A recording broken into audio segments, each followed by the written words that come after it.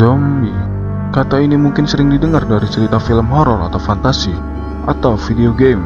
Ini adalah istilah dari mayat yang hidup yang tidak memiliki pikiran, dan hanya memiliki insting atau nafsu untuk memakan daging, terutama manusia, yang biasanya menjadi santapan utamanya.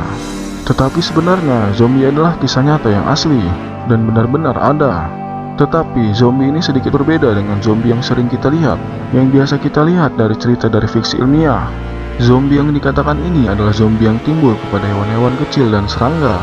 Dan ini juga sering disebut sebagai mind control atau kontrol pikiran, terutama hanya mengontrol hewan dan serangga yang kecil, yang berasal dari segala macam parasit dan serangga.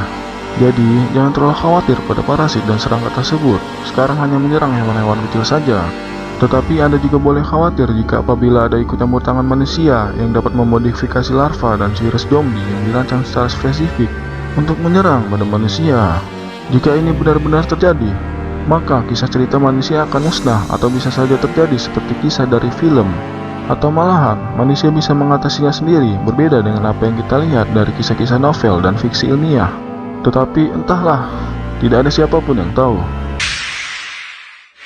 Korban Armadillidae atau Pilbak. Armadillidae adalah keluarga dari kutu kayu, kelompok krustasea terestrial dalam urutan Isopoda.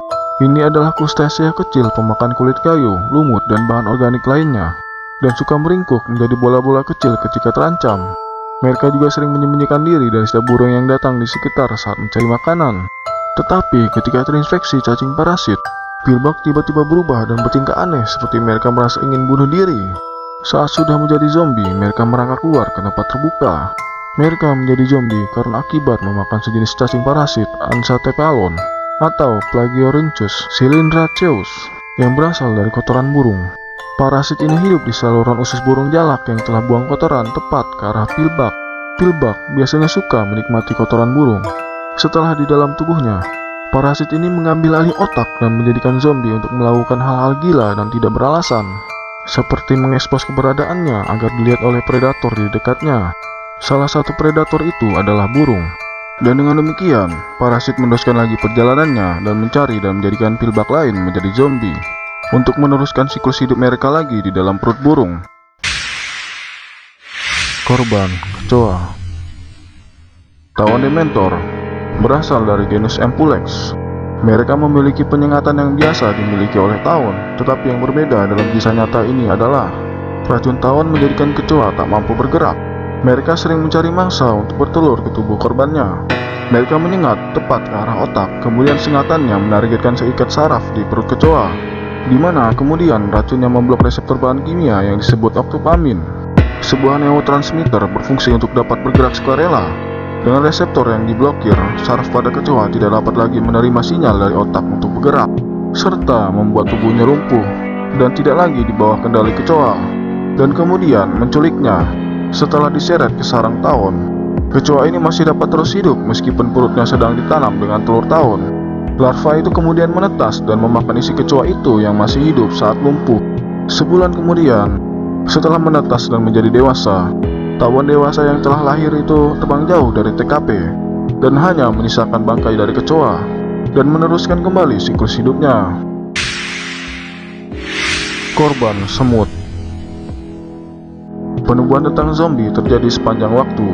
Baru-baru ini ilmuwan menemukan 4 jenis jamur baru yang memiliki tugas menyambar tubuh dan memangsa semut tukang kayu. Jamur dari genus Ophiocordyceps disebut zombie semutkan rahangnya ke daun atau ranting sebelum membunuh budak malangnya.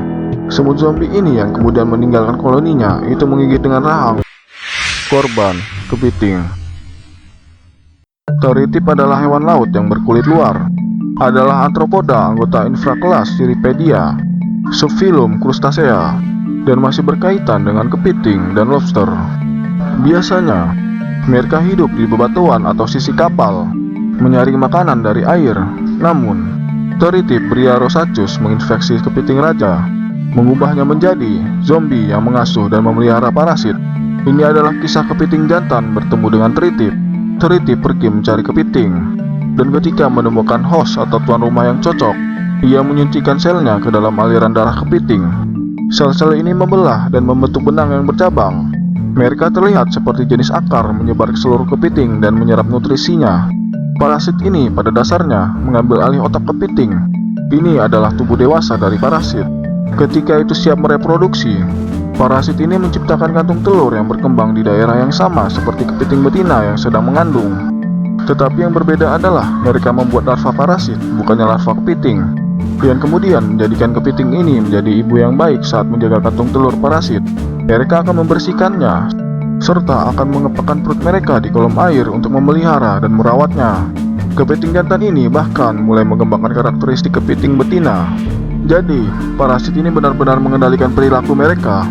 Mereka mengambil alih tubuh kepiting dan menggunakannya sebagai pabrik parasit untuk membuat larva parasit. Korban laba-laba. Plesiometa argyra, seekor laba-laba Costa Rica yang baru saja ingin menangkap serangga, dapat diambil alih tubuhnya oleh tawon parasit yang menanam larvanya ke dalam tubuh laba-laba. Sebuah tawon betina dewasa harus menyerang laba-laba agar dapat bertelur di perut laba-laba. Ketika telur menetas, larva tawon ini memakan serta menghisap hemolin, adalah cairan disamakan dengan darah pada vertebrata yang beredar di dalam tubuh antropoda yang tersisa dalam kontak langsung dengan jaringan tubuh laba-laba. Ini mungkin di mana kontrol pikiran bisa terjadi dalam membajak sistem saraf laba-laba. Larva tawon dapat memanipulasi laba-laba untuk membuat jaring yang lebih kuat bersamaan dengan cetakan yang baru. Alih-alih membangun web, laba-laba menghabiskan malam terakhir hidupnya membangun kepompong sutra yang menjadi rumah bagi pembunuhnya. Ketika karung sutra selesai dibangun, larva ini membunuh laba-laba. Kemudian mereka mengambil alih dan tinggal di kepompong, bertengger secara aman di atas predator dari lantai hutan hujan.